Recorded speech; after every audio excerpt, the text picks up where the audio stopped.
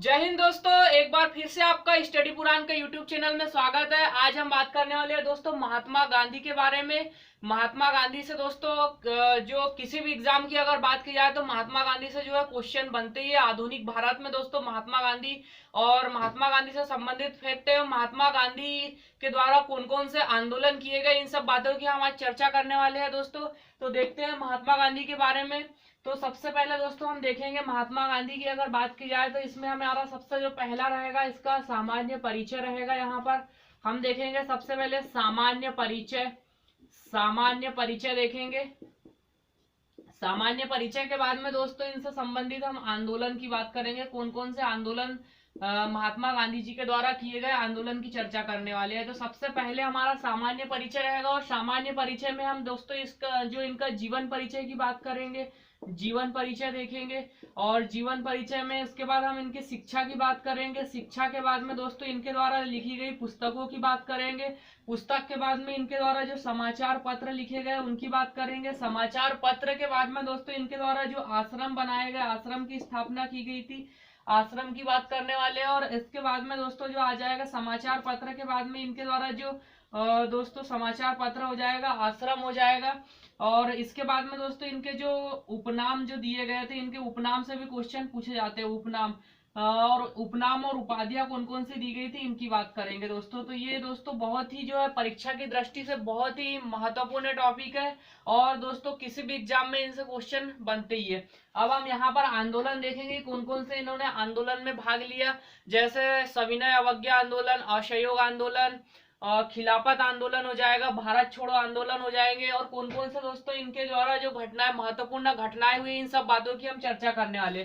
तो हमारा जो पहला जो टॉपिक रहेगा सामान्य परिचय की हम बात करेंगे। महात्मा गांधी जी का सामान्य परिचय देख लेते हैं दोस्तों। तो आगे हम देखते हैं।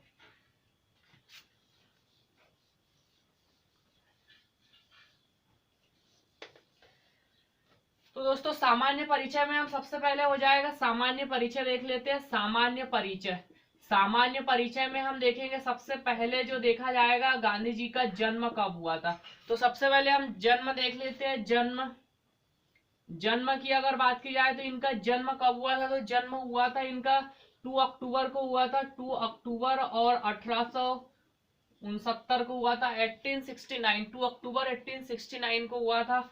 और कहां पर हुआ था, तो ये हुआ था कहां पर, तो कहां पर हुआ था, तो पोरबंदर गुजरात में हुआ था। ये भी याद रखना है, पोरबंदर गुजरात, पोरबंदर गुजरात इनका स्थान पूछा जा सकता है तो पोरबंदर। और राज्य पूछा जाएगा तो कौन सा आ जाएगा, गुजरात आ जाएगा। अब हम आगे बात करेंगे इनके पिता का नाम क्या था। तो पिता का जो नाम था दोस्तों, पिता का नाम था करमचंद गांधी। करमचंद गांधी आ जाएगा, पिता का नाम था करमचंद गांधी। और इनका दोस्तों जो महात्मा गांधी जी का पूरा नाम क्या था, पूरा नाम, अगर पूरा नाम की अगर बात करें तो इनका जो पूरा नाम क्या बोला जाता था, इनको मोहनदास करमचंद गांधी, मोहनदास करमचंद गांधी आ जाएगा। तो पूरा नाम भी याद रखना है, मोहनदास करमचंद गांधी। अब हम आगे बात करते हैं दोस्तों इनकी माता जी का नाम क्या था। तो माता जी का जो नाम था पुतलीबाई आ जाएगा, पुतलीबाई। माता जी के नाम की अगर बात करें तो पुतलीबाई आ जाएगी। और दोस्तों इनकी जो पत्नी का नाम क्या था, तो कस्तूरबा बाई गांधी आ जाएगा, कस्तूरबा बाई गांधी आ जाएगा। तो दोस्तों हमने यहाँ पर देखा इनका जन्म 2 अक्टूबर 1869 आ जाएगा। कहां पर हुआ था, तो पोरबंदर गुजरात। पिता का नाम करमचंद गांधी, पूरा नाम जो इनका क्या था, मोहनदास करमचंद गांधी आ जाएगा। और माता जी का नाम था पुतलीबाई, पत्नी का नाम था जो दोस्तों कस्तूरबा बाई गांधी। अब हम इनके पुत्र की बात कर लेते हैं। तो इनके पुत्र की अगर बात की जाए तो पुत्र इनके 4 पुत्र हुआ करते, जिसमें एक आ जाएगा हरिलाल, हरिलाल के बाद में मनीलाल आ जाएगा दोस्तों, रामदास आ जाएगा, रामदास, और आ जाएगा देवदास। तो ये 4 पुत्र के इनके नाम भी याद रखना है, हरिलाल, मनीलाल, रामदास और देवदास। अब इसके बाद में दोस्तों इनका एक 5वां पुत्र जो जिनको ये मानते थे अपना 5वां पुत्र समझते थे, वो आ जाएगा जमुनालाल बजाज, जमुनालाल बजाज। अब पुत्र के बाद में हम अगर इनकी बात की जाए दोस्तों, तो इनके पुत्र के बाद में देखेंगे इनकी बहन का नाम क्या था, बहन का नाम, तो इनकी बहन का नाम था रलियत गांधी बेगम, रलियत रलियत बहन गांधी, और रलियत बहन गांधी आ जाएगा। तो इस प्रकार से दोस्तों इनके जो हमने जो पारिवारिक परिचय पत्र परिचय देखा, इनका जन्म कहाँ पर हुआ, पिता, माता, पत्नी, पुत्र, और उसके बाद में हमने जो है बहन की बात की। अब इसके बाद में दोस्तों हम इनके गुरु की बात कर लेते हैं। सबसे पहले हम इनकी शिक्षा देख लेते हैं कि इनकी शिक्षा कहाँ पर हुई। तो आगे हम देखते हैं इनकी शिक्षा की बात की जाए अगर, तो इनकी शिक्षा के अगर देखा जाए दोस्तों, तो इनकी शिक्षा कहाँ हुई। तो सबसे पहले जो प्रारंभिक शिक्षा इनकी हुई थी, प्रारंभिक शिक्षा की अगर बात करी जाए तो प्रारंभिक शिक्षा इनकी दोस्तों राजकोट में हुई थी, गुजरात, राजकोट। और उसके बाद दोस्तों जो इनकी जो बैरिस्टर या जो वकील की इन्हें शिक्षा ग्रहण की थी, बैरिस्टर की जो शिक्षा थी, बैरिस्टर या जो अगर वकील की अगर बात करें तो बैरिस्टर की जो शिक्षा इन्होंने कहाँ से, लंदन से की थी, लंदन से प्राप्त की थी शिक्षा हो जाएगा। अब इसके बाद इनके गुरु की अगर बात की जाए दोस्तों, तो इनके गुरु में दो लोगों का नाम याद रखना है दोस्तों, दो व्यक्तियों का नाम याद रखना है। सबसे पहले आ जाएंगे इनके आध्यात्मिक गुरु की अगर बात की जाए तो इनकी जो आध्यात्मिक गुरु में दोस्तों लियो टॉल्स्टॉय का नाम आता है। लियो टॉल्स्टॉय से जो है ये काफी प्रभावित थे दोस्तों, इसलिए आध्यात्मिक गुरु के रूप में लियो टॉल्स्टॉय आ जाएगा दोस्तों।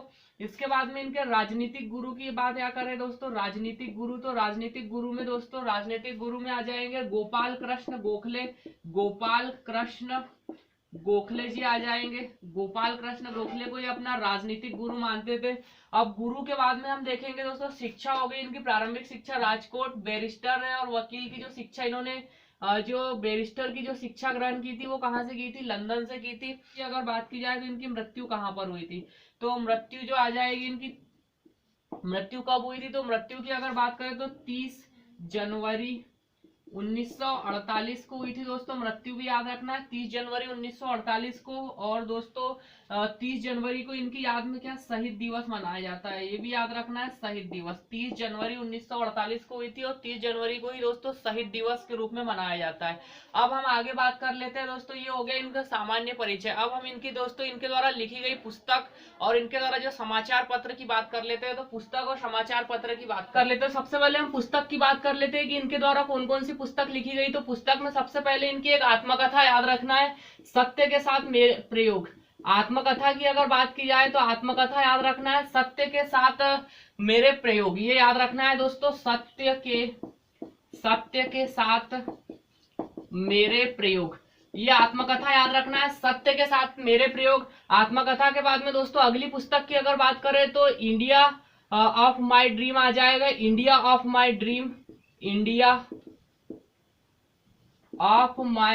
ड्रीम। अगली पुस्तक की बात की जाए तो इंडिया ऑफ माई ड्रीम। पहली इनकी दोस्तों एक पुस्तक की बात करें आत्मकथा जो सत्य के साथ मेरे प्रयोग हो जाएगी। अगली की अगर बात करें तो इंडिया ऑफ माई ड्रीम हो जाएगी। अब उसके बाद में दोस्तों और अगला देखें तो अनासक्त योग हो जाएगा, अनासक्त योग हो जाएगा। इसके बाद में दोस्तों सुनो विद्यार्थी हो जाएगा, एक पुस्तक इनकी थी सुनो विद्यार्थी। इसके बाद में दोस्तों अगला अगर देखा जाए तो सुनो विद्यार्थी आ जाएगा। और इसके बाद में जो ये भी याद रखना है हिंद स्वराज के बाद में हिंद स्वराज आ जाएगी दोस्तों। और जो है सप्त महाव्रत, तो एक पुस्तक आ जाएगी सप्त महाव्रत आ जाएगी, सप्त महाव्रत। तो इस प्रकार से दोस्तों जो हमारे इसकी महात्मा गांधी के जी के द्वारा जो लिखी गई महत्वपूर्ण पुस्तकों में सबसे पहले हमें देख लेते हैं आत्मकथा, जो कि बहुत बार एग्जाम में पूछी गई है। सत्य के साथ मेरे प्रयोग हो जाएंगे, इंडिया ऑफ माई ड्रीम हो जाएगा, अनासक्त योग हो जाएगा, सुनो विद्यार्थी, हिंद स्वराज और सप्त महाव्रत आ जाएगा। ये इनके द्वारा कुछ महत्वपूर्ण पुस्तक लिखी गई जो एग्जाम की दृष्टि से बहुत ही महत्वपूर्ण। समाचार पत्र की अगर बात की जाए तो समाचार पत्र की अगर बात की जाए तो जो समाचार पत्र में सबसे पहले दोस्तों याद रखना है इनके द्वारा एक समाचार पत्र था हरिजन, याद रखना है हरिजन आ जाएगा। हरिजन के बाद में दोस्तों नवजीवन याद रखना है, नवजीवन। तो ये दो समाचार पत्र के नाम याद रखना है दोस्तों, जो इनके द्वारा प्रकाशित किए जाते थे। हरिजन और नवजीवन आ जाएगा। अब समाचार पत्र के बाद में हम बात करने वाले हैं दोस्तों गांधी जी के जो उपनाम और इनके जो उपाधि कौन कौन सी इनको उपाधि दी गई थी। और उपनाम की अगर बात करें दोस्तों तो जो है इनको अलग अलग व्यक्तियों के द्वारा अलग अलग नामों से जाना जाता था। सबसे पहले हम बात कर लेते हैं इनके उपनाम। उपनाम की बात कर लेते हैं और उपाधियां आ जाएगी। उपनाम और उपाधियां की अगर बात करें तो कौन कौन से इनकी उपाधि और उपनाम। तो सबसे पहले दोस्तों इनका याद रखना है, केसरे हिंद की उपाधि दी गई थी इन्हें, जो ब्रिटिश सरकार के द्वारा केसर ए हिंद की उपाधि दी गई थी। सबसे पहली उपाधि का नाम याद रखना है आपको, केसर ए हिंद। केसर ए हिंद की उपाधि दी गई थी, ये हो जाएगा केसर ये हिंद की उपाधि। अब इसके बाद में हम दोस्तों इनके उपनाम की अगर बात करें तो इनको अलग अलग नामों से जाना जाता है। तो सबसे पहले हम देख लेते हैं रविंद्रनाथ टैगोर। रविंद्रनाथ टैगोर ने इनको क्या कहा था, रविंद्रनाथ टैगोर। रविंद्रनाथ टैगोर की अगर बात की जाए तो रविंद्रनाथ टैगोर के द्वारा इनको दोस्तों महात्मा कहा गया था। महात्मा याद रखना है, महात्मा किसके द्वारा कहा गया था, तो रविंद्रनाथ टैगोर। रविंद्रनाथ टैगोर के बाद में दोस्तों आ जाएगा सुभाष चंद्र बोस के द्वारा इनको क्या कहा गया था, सुभाष चंद्र बोस। और सुभाष चंद्र बोस ने दोस्तों इनको के द्वारा इनको राष्ट्रपिता कहा गया था, राष्ट्रपिता। तो राष्ट्रपिता किसने कहा था दोस्तों, सुभाष चंद्र बोस ने। अब अगर अगला हम बात करें तो सुभाष चंद्र बोस के बाद में आ जाएगा दोस्तों जवाहरलाल नेहरू के द्वारा क्या कहा गया था, जवाहरलाल नेहरू और एंड्रूज। जवाहरलाल नेहरू और एक व्यक्ति और थे दोस्तों CF एंड्रूज के द्वारा इनको क्या कहा गया था, बापू कहा गया था, बापू हो जाएगा। अब इसके बाद में हम और अगला अगर देखा जाए तो विंस्टन चर्चिल। विंस्टन चर्चिल की अगर बात करें दोस्तों ये कहा, ये ब्रिटेन के क्या थे, प्रधानमंत्री हुआ करते थे। तो विंस्टन चर्चिल ने दोस्तों इनको दो नामों से कहा गया था। एक तो कहा गया था अर्धनग्न फकीर कहा गया था, अर्धनग्न फकीर। जब दोस्तों ये गोलमेज सम्मेलन के लिए द्वितीय गोलमेज सम्मेलन के लिए जब ये ब्रिटेन गए थे तब इनको अर्धनग्न फकीर कहा गया था और देशद्रोही फकीर भी कहा है, देशद्रोही फकीर। तो ये दो नाम भी याद रखना है आपको कि अर्धनग्न फकीर किसने कहा था, विंस्टन चर्चिल ने, और देशद्रोही फकीर किसने कहा है, विंस्टन चर्चिल ने। अब आगे हम बात कर लेते हैं दोस्तों, आगे अगर और बात की जाए इनको तो अगला जो आ जाएगा मलंग बाबा। ये भी याद रखना है दोस्तों, मलंग बाबा की अगर बात की जाए तो मलंग बाबा किसने कहा है, कबालियों के द्वारा कहा जाता था दोस्तों। जो कबाले होते थे कबालियों के द्वारा मलंग बाबा। तो कबालियों के द्वारा दोस्तों इनको क्या कहा गया है, मलंग बाबा कहा गया। भर्ती करने वाला सर्जेंट। तो एक ये भी नाम याद रखना है, ये ब्रिटिश सरकार ने कहा है, क्या कहा है, ब्रिटिश सरकार के द्वारा कहा गया था भर्ती करने वाला सर्जेंट। तो ये हो जाएगा। अब आगे और बात कर लेते हैं दोस्तों लॉर्ड माउंट बेटन के द्वारा क्या कहा गया था। तो एक नाम और यहाँ पे याद रखेंगे, लॉर्ड माउंट बेटन। ये भारत के गवर्नर जनरल हुआ करते थे दोस्तों, अंतिम रूप से जो गवर्नर जनरल हुआ करते थे तो ये लॉर्ड माउंट बेटन के द्वारा इनको कहा गया है दोस्तों वन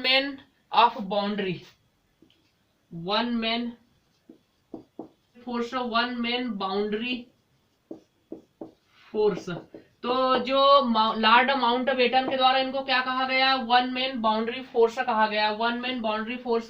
इसके बाद में दोस्तों हम और अगर देखा जाए तो और अगला देख लेते हैं हम। इसके द्वारा अगर और कहा जाए दोस्तों जो है ब्रिटिश जज के द्वारा क्या कहा गया दोस्तों, ब्रिटिश जज के द्वारा कहा गया है, इसको कूली बैरिस्टर कहा गया है, कूली बैरिस्टर। ब्रिटिश जज की अगर बात की जाए तो ब्रिटिश जज के द्वारा क्या कहा गया, महात्मा गांधी जी को कूली बैरिस्टर। तो इस प्रकार से दोस्तों अगर देखा जाए तो जो है महात्मा गांधी के बहुत से उपनामों से जाना जाता है। तो सबसे पहले केसरे हिंद की उपाधि दी गई थी इन्हें, रविंद्रनाथ टैगोर ने महात्मा कहा है, सुभाष चंद्र बोस ने राष्ट्रपिता कहा है, जवाहरलाल नेहरू ने बापू कहा है, विंस्टन चर्चिल ने अर्धनग्न फकीर और देशद्रोही फकीर कहा है, और मलंग बाबा दोस्तों कबालियों के द्वारा कहा गया, और भर्ती करने वाला सर्जेंट ब्रिटिश सरकार के द्वारा कहा गया है। ब्रिटिश सरकार के द्वारा कब कहा गया? जब प्रथम विश्व युद्ध में दोस्तों भारतीय युवाओं को भाग लेने के लिए महात्मा गांधी के जी के द्वारा क्या प्रेरित किया गया था। उसके बाद में ब्रिटिश जज के द्वारा कूली बैरिस्टर कहा गया और लॉर्ड माउंटबेटन ने वन मैन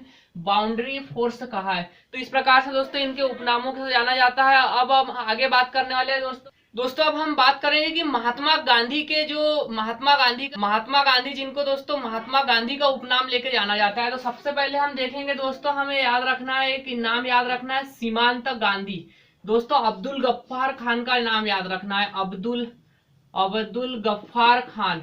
अब्दुल गफ्फार खान की अगर बात की जाए तो दोस्तों इनका नाम याद रखना है। मोस्ट इंपॉर्टेंट क्वेश्चन है, बहुत बार एग्जाम में पूछा जा चुका है कि अब्दुल गफ्फार खान को दोस्तों सीमांत गांधी के नाम से जाना जाता है, ये भी याद रखना है। सीमांत गांधी हो जाएगा। अब्दुल गफ्फार खान की अगर बात करें तो सीमांत गांधी आ जाएगा। दोस्तों इसके बाद हमें एक नाम और याद रखना है, मार्टिन लूथर किंग का नाम याद रखना है। मार्टिन लूथर किंग की अगर बात की जाए तो मार्टिन लूथर किंग को दोस्तों अमेरिका का गांधी कहा जाता है। अमेरिका का गांधी आ जाएगा। दोस्तों अगला हमें एक नाम याद रखना है दोस्तों, आनसांग की अगर बात करें तो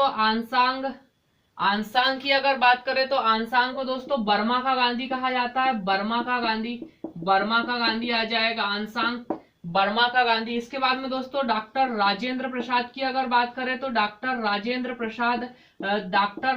प्रसाद को दोस्तों जो ये बिहार के थे इसलिए इन्हें बिहार का गांधी कहा जाता है। बिहार का गांधी कहा जाता है। इसके बाद में दोस्तों आधुनिक गांधी में आ जाएगा, बाबा आमटे का नाम आता है। बाबा आमटे की अगर बात की जाए तो इनको आधुनिक गांधी कहा जाता है।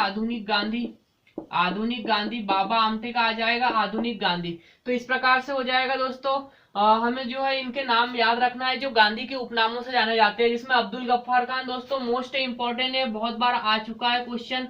इसके बाद में मार्टिन लूथर किंग अमेरिका के गांधी, आनसांग बर्मा के गांधी, राजेंद्र प्रसाद बिहार के गांधी आ जाएगी और बाबा आमटे आधुनिक गांधी के नाम से जाने जाते हैं। तो इस प्रकार से गांधी के उपनामों से जाने जाने वाले व्यक्तियों की भी हम बात कर चुके हैं। दोस्तों अब हम बात करने वाले हैं दोस्तों महात्मा गांधी के जी के द्वारा स्थापित किए गए प्रमुख आश्रम कौन कौन से थे, और आश्रम के बाद में हम बात करेंगे इनके द्वारा प्रमुख आंदोलन कौन कौन से किए गए थे। तो सबसे पहले हम आश्रम की बात कर लेते हैं। इनके द्वारा स्थापित आश्रम इंपॉर्टेंट है दोस्तों, यहाँ से भी क्वेश्चन पूछ सकते हैं। तो आश्रम की अगर बात की जाए तो सबसे पहले हमें याद रखना है टॉलस्टॉय फर्म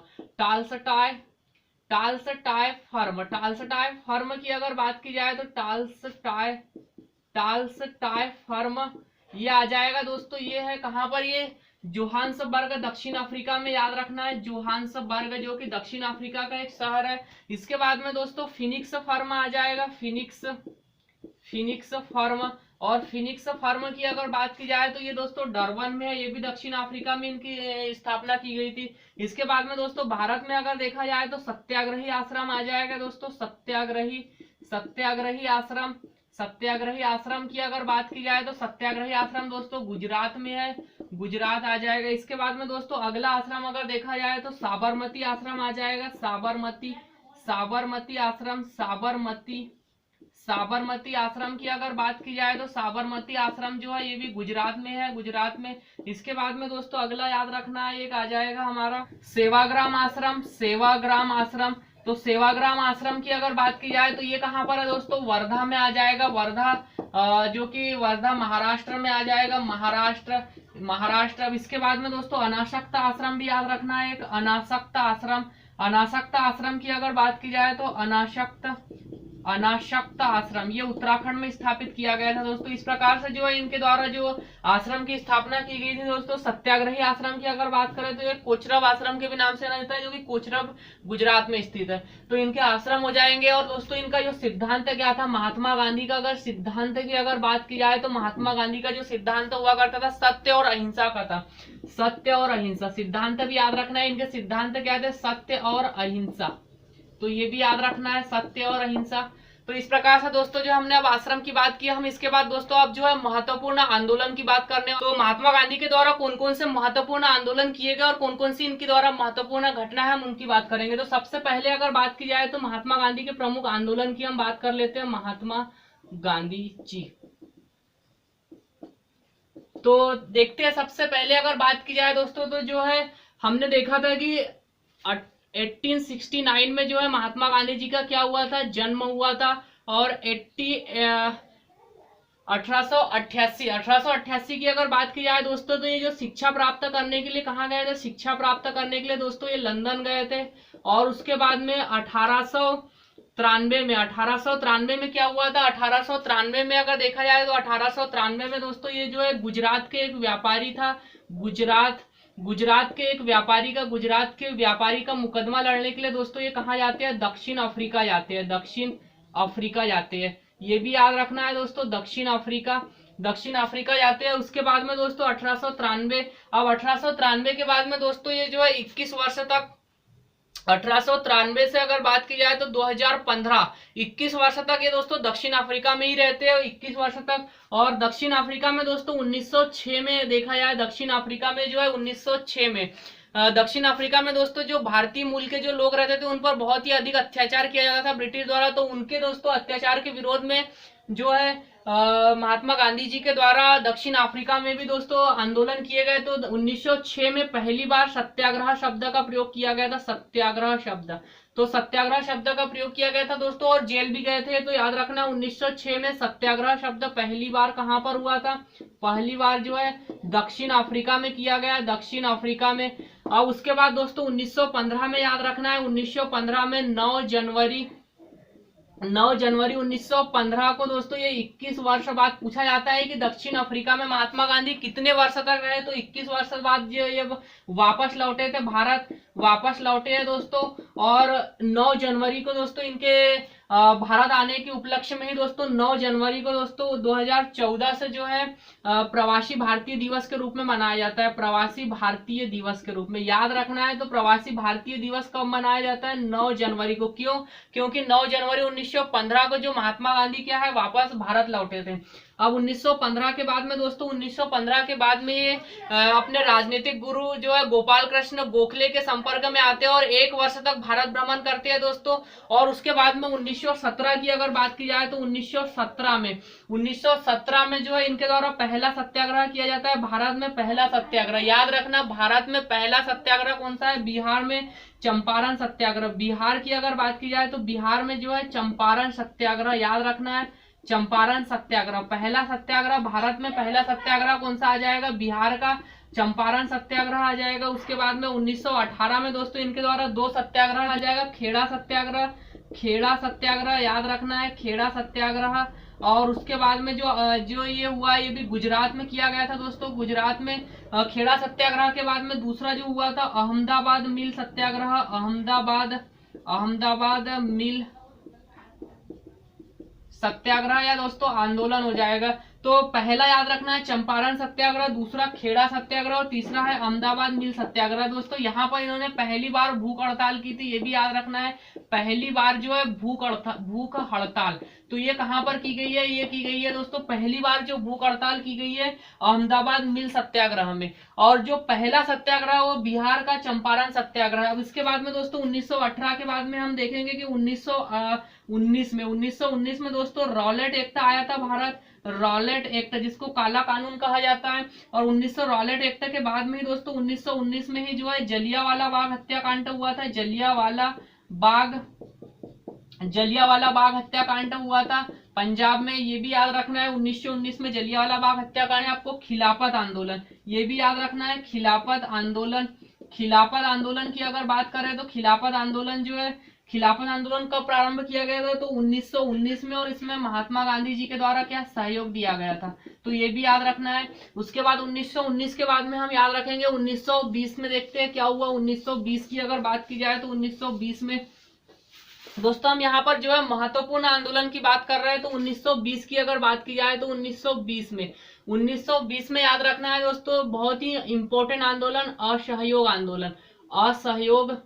असहयोग आंदोलन प्रारंभ किया गया था। किसके द्वारा दोस्तों, गांधी जी के द्वारा। असहयोग मतलब किसी भी चीज में भारतीयों के द्वारा सहयोग नहीं करना, असहयोग मतलब सहयोग नहीं करना। तो असहयोग आंदोलन जो है, असहयोग आंदोलन 1920 में किया गया था दोस्तों। असहयोग आंदोलन की अगर बात की जाए तो 1922 में दोस्तों जो है यह चौरा चौरी चौरा चौरी घटना के कारण दोस्तों ये क्या है, रद्द कर दिया गया था। तो ये भी याद रखना है। असहयोग आंदोलन को कब रद्द किया गया था, 1922 में चौरा चौरी घटना के कारण। 1920 के बाद में दोस्तों 1924 में याद रखना है, 1924 में जो है कांग्रेस का अधिवेशन हुआ था। कांग्रेस का अधिवेशन, कांग्रेस अधिवेशन तो ये एकमात्र अधिवेशन है दोस्तों जिनकी अध्यक्षता किसके द्वारा की गई थी, महात्मा गांधी के द्वारा की गई है। याद रखना है, अध्यक्ष थे ये कांग्रेस का। 1924 कहां पर हुआ था, तो याद रखना है ये भी कर्नाटक बेलगांव में हुआ था, कर्नाटक के बेलगांव में। इसके बाद में हम देखते हैं 1924 के बाद में दोस्तों अगला देखा जाए तो 1928 में अगर बात की जाए तो साइमन कमीशन भारत आया था। साइमन कमीशन जो ब्रिटेन से भेजा गया था। साइमन कमीशन के बाद में दोस्तों 1928 में ही नेहरू रिपोर्ट प्रस्तुत की गई थी मोतीलाल नेहरू के द्वारा। नेहरू रिपोर्ट की भी बात याद रखना है। नेहरू रिपोर्ट 1928 के बाद में दोस्तों हम देखेंगे 1928 के बाद 1930 की अगर बात की जाए तो 1930 में देखा जाए तो सविनय अवज्ञा आंदोलन प्रारंभ किया गया था। तो सविनय अवज्ञा आंदोलन याद रखना है, ये भी मोस्ट इंपोर्टेंट है। सविनय अवज्ञा आंदोलन, सविनय अवज्ञा आंदोलन में दोस्तों महात्मा गांधी जी के द्वारा जो है दांडी यात्रा की गई थी। दांडी यात्रा याद रखना है, गुजरात में जो दोस्तों दांडी नामक स्थान पर। दांडी के बाद में याद रख लेते हैं 1931 में। 1931 में ही दोस्तों गांधी इरविन समझौता किया गया था। गांधी इरविन समझौता 1931 के बाद में गांधी इरविन समझौता। 1931 में ही दोस्तों गांधी इरविन समझौता के बाद में दोस्तों गांधी जी ने द्वितीय गोलमेज सम्मेलन में भाग लिया था। द्वितीय गोलमेज सम्मेलन में भाग लिया है गांधी जी के द्वारा। तो ये भी याद रखना है कि द्वितीय गोलमेज सम्मेलन में एकमात्र सम्मेलन है दोस्तों। कुल 3 सम्मेलन किए गए थे जिसमें द्वितीय गोलमेज सम्मेलन में जो है महात्मा गांधी जी के द्वारा भाग लिया गया था। और 1931 के बाद ही दोस्तों 1932 में अगर देखा जाए तो पूना पैक्ट हुआ था। पूना पैक्ट में क्या हुआ था दोस्तों, इसमें अम्बेडकर और जो है गांधी जी के बीच में समझौता किया गया था। गांधी जी के बीच में क्या हुआ था, समझौता हुआ था। ये भी याद रखना है, अम्बेडकर और गांधी जी के बीच में समझौता हुआ था पूना पैक्ट में। तो ये हो जाएगा। हम तो देखते हैं दोस्तों यहाँ से 1920 में असहयोग आंदोलन, 1924 में कांग्रेस अधिवेशन की अध्यक्षता कर्नाटक बेलगांव, 1928 में साइमन कमीशन और नेहरू रिपोर्ट, 1930 में सविनय अवज्ञा आंदोलन हो जाएगा दोस्तों। और दांडी यात्रा की गई थी 6 अप्रैल से 12 मार्च। उसके बाद में 1931 में गांधी इरविन समझौता, 1931 में द्वितीय गोलमेज सम्मेलन में भाग लिया, 1932 में पूना पैक्ट अम्बेडकर प्लस गांधी जी के बीच में हुआ था। 1932 के बाद में दोस्तों हमें याद रखना है 1942 में। तो 1942 में अगर बात की जाए तो 1942 में दोस्तों 1942 में क्रिप्स मिशन याद रखना है दोस्तों। Cripps mission